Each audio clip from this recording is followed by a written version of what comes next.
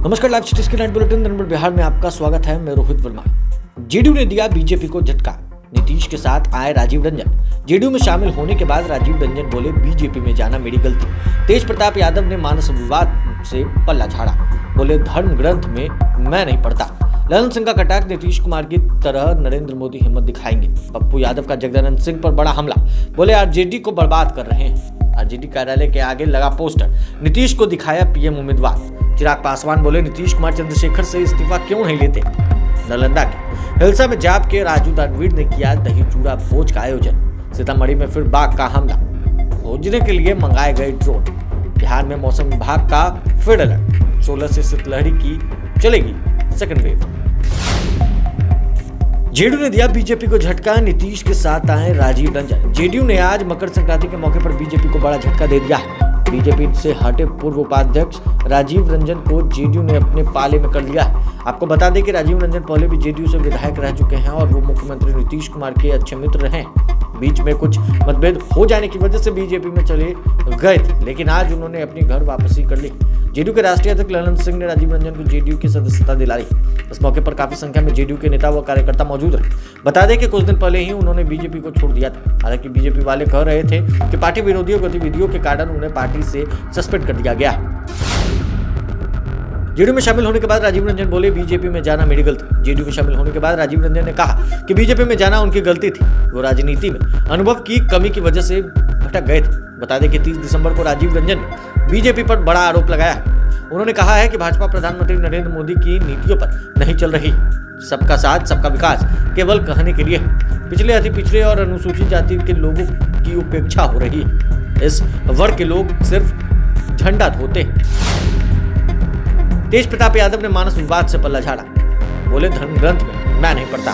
बिहार के मंत्री तेज प्रताप यादव ने शिक्षा मंत्री चंद्रशेखर के विवादित बयान से खुद को अलग कर लिया। उन्होंने कहा है कि रामचरितमानस विवाद पर वो कुछ नहीं बोलेंगे। दरअसल शिक्षा मंत्री प्रोफेसर चंद्रशेखर ने पिछले दिनों नालंदा ओपन यूनिवर्सिटी की ओर से आयोजित एक दीक्षांत समारोह में कहा था कि रामचरितमानस लोगों के बीच नफरत फैलाता है। इसी के बाद यह मामला सियासी गलियारे में तूल पकड़ने लगा, विवाद गहराता जा रहा है। बीजेपी के साथ जेडीयू और कांग्रेस के लोग भी इस मंत्री चंद्रशेखर पर निशाना साधते हुए नजर आ रहे हैं। इसी को लेकर आज तेज प्रताप यादव ने कहा कि रामचरितमानस एक धार्मिक ग्रंथ है और इस पर वो कोई टिप्पा टिप्पणी नहीं कर पाते। ललन सिंह का कटाक्ष, नीतीश कुमार की तरह नरेंद्र मोदी हिम्मत दिखाएंगे। जेडीयू के राष्ट्रीय अध्यक्ष ललन सिंह ने एक बार फिर से पीएम मोदी पर हमला किया। उन्होंने कहा है कि नीतीश कुमार ने जो हिम्मत दिखाई है, क्या नरेंद्र मोदी में वैसे हिम्मत है, जिनमें उन्होंने कहा था कि बिजली नहीं देंगे तो वोट नहीं मांगेंगे। उन्होंने बीजेपी पर कटाक्ष करते हुए कहा कि भारतीय जनता पार्टी के किसी भी नेता में साहस नहीं है। वो जनता को बताए कि 8 साल में उन्होंने कौन कौन से काम किए। केंद्र सरकार की सभी योजनाएं विफल हो गई। ललन सिंह ने यह भी कहा कि केंद्र सरकार ने 2014 में कहा था कि 2 करोड़ लोगों को हर साल नौकरी देंगे, लेकिन आज नौजवान ठगा गया। बीजेपी के लोग सुबह से शाम तक धार्मिक उन्माद फैलाने की कोशिश में लगे रहते हैं। पप्पू यादव का जगदानंद सिंह पर बड़ा हमला, बोले आरजेडी को बर्बाद कर रहे हैं। जाप सुप्रीमो पप्पू यादव ने आज जगदानंद सिंह पर बड़ा हमला किया। उन्होंने कहा है कि जगदानंद सिंह आरजेडी पार्टी को बर्बाद कर रहे हैं, वो अपने ही पार्टी में आग लगा रहे हैं। जगदानंद सिंह के बेटे सुधाकर सिंह अपने बयानों से नीतीश कुमार पर लगातार हमले कर रहे हैं। वो नीतीश कुमार को कभी शिखंडी तो कभी नाइट गार्ड बोल रहे हैं। इसको लेकर शुरुआती दौर में ही सुधाकर सिंह को मंत्री पद से इस्तीफा देना पड़ा था, लेकिन सुधाकर सिंह का अनाप शनाप बयान जारी है। इसे लेकर आज पप्पू यादव ने कहा कि सुधाकर सिंह पर न तो तेजस्वी यादव कोई कार्रवाई कर रहे हैं और न ही जगदानंद सिंह ही कोई एक्शन ले रहे हैं। वो लोग पार्टी को बर्बाद कर रहे हैं। आरजेडी कार्यालय के आगे लगा पोस्टर, नीतीश को दिखाया पीएम उम्मीदवार। आरजेडी ने एक बार फिर से अपने कार्यालय के सामने पोस्टर लगाकर मुख्यमंत्री नीतीश कुमार की प्रशंसा की है। साथ ही प्रधानमंत्री नरेंद्र मोदी पर निशाना साधा है। मकर संक्रांति के मौके पर आरजेडी की ओर से लगाए गए पोस्टर में नीतीश कुमार की तुलना कृष्ण भगवान से की गई है, जबकि नरेंद्र मोदी की तुलना कंस से की गई। यह पोस्टर पूनम राय की ओर से आरजेडी कार्यालय के बाहर लगा है। वो सारण से आती हैं और महिला राजद में प्रदेश महासचिव है। इस पोस्टर में उन्होंने यह भी कहा है कि अहंकारी दंभी का संहार है और काल में होता है। राम और रावण का फोटो लगाकर बताया है कि रामायण काल में रावण का संहार राम ने किया था, जबकि महाभारत काल में कंस का संहार कृष्ण ने किया था। अब 2024 में नीतीश कुमार नरेंद्र मोदी का पॉलिटिकल संहार करेंगे। चिराग पासवान बोले, नीतीश कुमार चंद्रशेखर से इस्तीफा क्यों नहीं लेते। चिराग पासवान आज पटना में थे। उन्होंने मीडिया से बात करते हुए नीतीश कुमार से लेकर तेजस्वी यादव और शिक्षा मंत्री चंद्रशेखर पर हमला किया।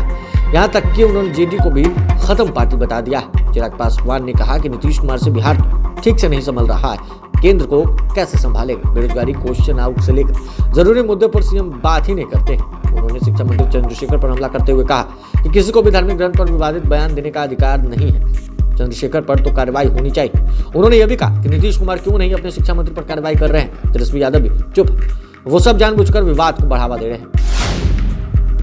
नालंदा के हिलसा में जाप के राजू तनवीर ने किया दही चूड़ा भोज का आयोजन। मकर संक्रांति पर पूरे बिहार में दही चूड़ा खाने की परंपरा लोगों ने निभाया। हालांकि शरद यादव के निधन की वजह से राबड़ी आवास पर होने वाले भोज को रद्द कर दिया गया था। वहीं नालंदा के हिलसा में जाप नेता राजू तनवीर ने दही चूड़ा भोज का आयोजन किया था। इसमें काफी संख्या में लोग पहुंचे। जन अधिकार युवा परिषद के प्रदेश अध्यक्ष राजू तनवीर ने बिहार के शिक्षा मंत्री के द्वारा रामचरितमानस को लेकर दी गई टिप्पणी को दुर्भाग्यपूर्ण बताया। उन्होंने कहा कि एक शिक्षा मंत्री के मुंह से किसी भी धर्म ग्रंथ पर टिप्पणी करना शोभा नहीं देता। उन्होंने यह भी कहा कि हमारे देश विविधता में एकता का देश है, यहाँ हर धर्म के मानने वाले लोग हैं। ऐसे में हर किसी के धर्म का और उसके ग्रंथ का उतना ही महत्व है जितना हमारे धर्म और ग्रंथ का। सीतामढ़ी में फिर बाघ का हमला, खोजने के लिए मंगाए गए ड्रोन। सीतामढ़ी में बाघ से लोगों में दहशत फैली हुई है। महज एक सप्ताह के अंदर बाघ ने उस इलाके को तीसरी बार हमला कर दिया।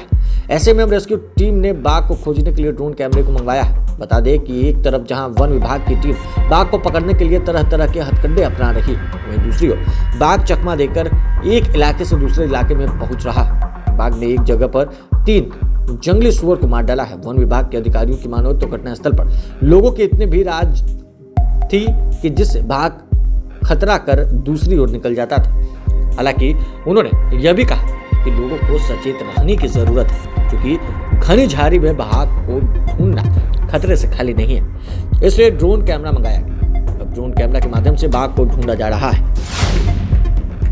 बिहार में मौसम विभाग का फिर से अलर्ट, 16 से शीतलहरी की चढ़ेगी सेकेंड वेव।